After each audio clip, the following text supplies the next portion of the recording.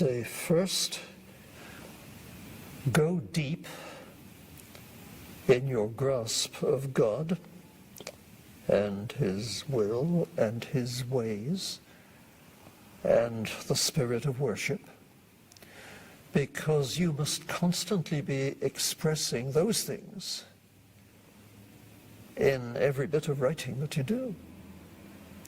Then, second, understand, as preachers also have to understand, that it's as important that you communicate with people as it is that you set before them truth and wisdom from the Word of God.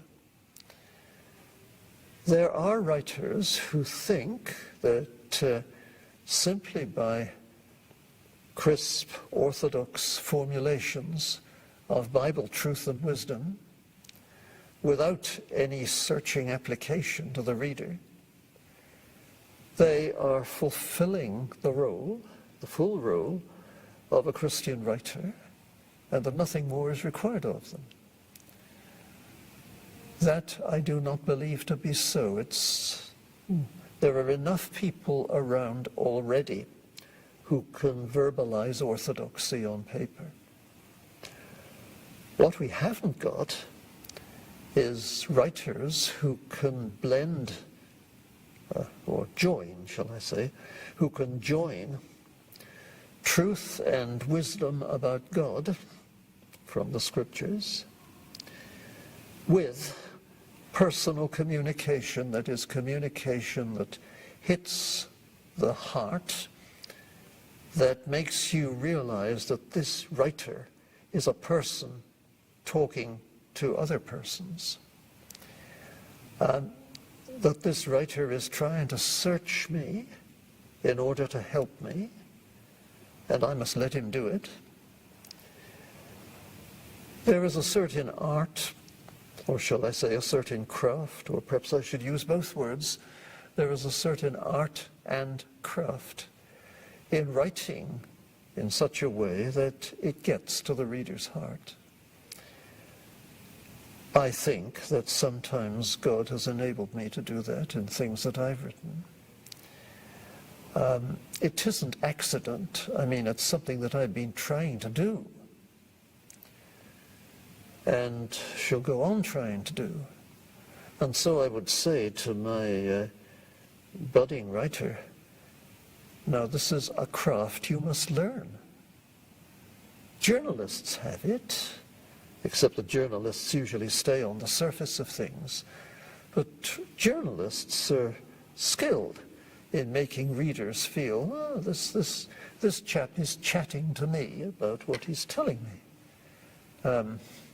It's personal communication. Well, so I believe should all Christian writing be.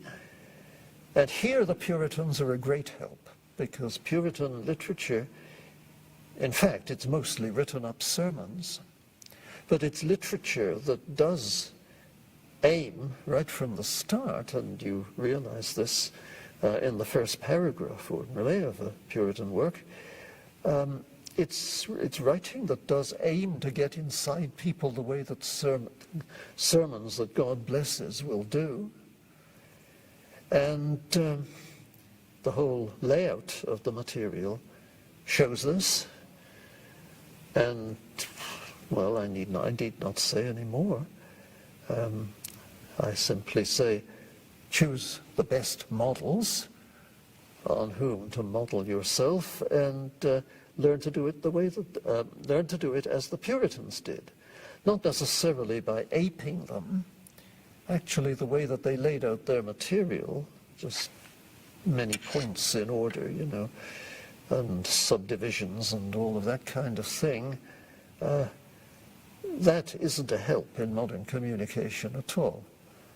2 or 3 subheadings in a full-length chapter is ordinarily all that the reader can handle.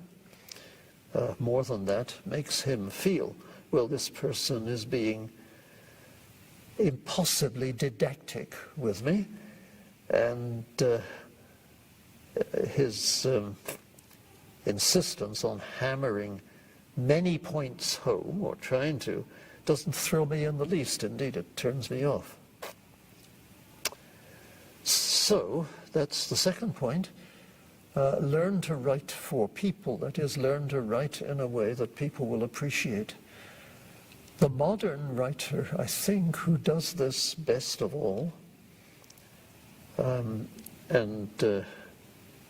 perhaps modern is the wrong word, but read the written publications of J.C. Ryle, first Bishop of Liverpool at the end of the 19th century. J.C. Ryle was a wonderful communicator. Most of his work is written up sermons, but even when he's just doing historical studies and not writing sermons at all, he never lets the reader off the hook.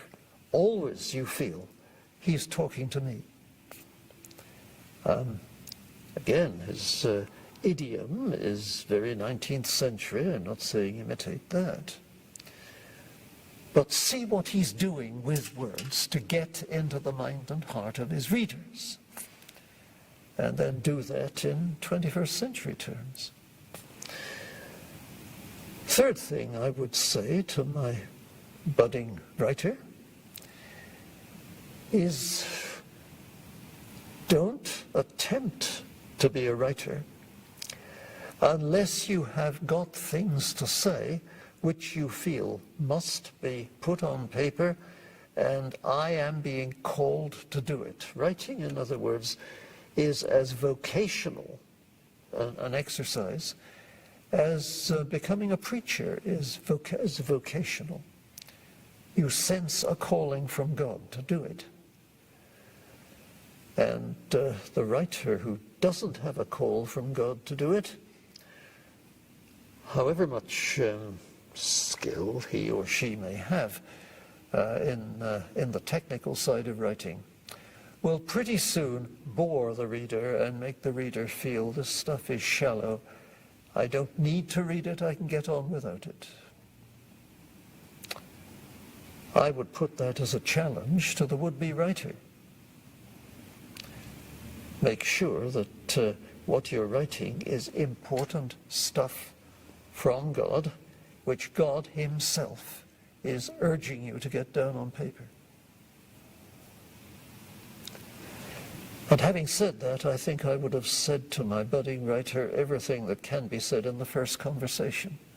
He or she may come back for more, but that is, how shall I say it, a complete meal of exhortation to encourage the writer to encourage the would-be writer to become a real writer for God.